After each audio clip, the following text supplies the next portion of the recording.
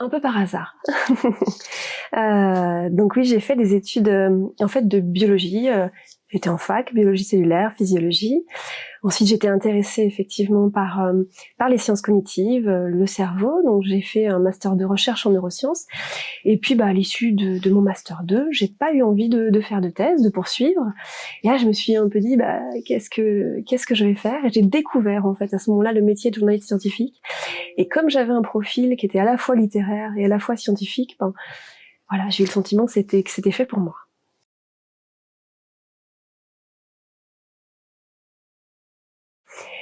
Alors, il y en a beaucoup en vérité, des anecdotes amusantes. Alors peut-être une enquête marquante.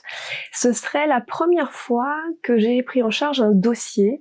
Je travaillais à l'époque à Sciences et Vie et voilà, ils m'ont fait confiance. J'étais toute jeune et j'ai fait un grand dossier sur la mémoire, la façon dont les souvenirs se construisent et parfois nous trompent. Alors, je dirais pas nous trahissent, mais en tout cas voilà comment on les reconstruit en permanence. Et c'était très très exigeant pour moi. Ça a été difficile, mais j'étais extrêmement fière une fois que j'ai eu terminé. D'autant que ensuite il y a eu des passages à la radio, des passages à la télé. Donc c'était vraiment à la plongée dans le grand bain. Et ça m'a beaucoup plu. Voilà, de traiter un sujet comme ça de A à Z et de m'y plonger.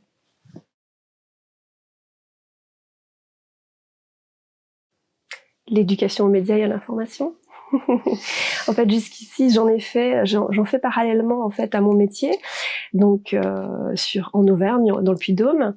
Mais jusqu'ici, j'ai pas pu y consacrer énormément de temps parce que voilà, il y a des commandes, il y a des papiers tout le temps à écrire, il y a la routine en fait du journaliste. Mais c'est une thématique qui m'intéresse énormément et j'ai le sentiment que voilà, ça se fait pas comme ça. Il faut y réfléchir, il faut construire les formats, il faut voir ceux qui fonctionnent et ceux qui fonctionnent moins bien. Je voulais passer du temps en fait à y penser et à construire en fait tous ces formats de médiation. Et donc là, enfin, je prends le temps pendant ce mois de résidence pour y réfléchir.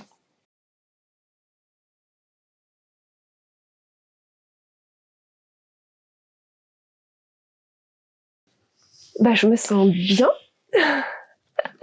Donc au début, on est au tout début, premier jour de cette résidence, et j'ai plein d'envies, plein d'idées, très motivée. J'ai hâte aussi d'avoir les retours des publics. Ça va être des publics très différents. Moi, ça va m'amener peut-être à changer justement certains formats que j'expérimentais jusqu'à présent. On me donne plein d'idées auxquelles j'avais pas pensé du tout. Donc c'est ouais, très motivée. Oui, c'est ma première fois à la résidence.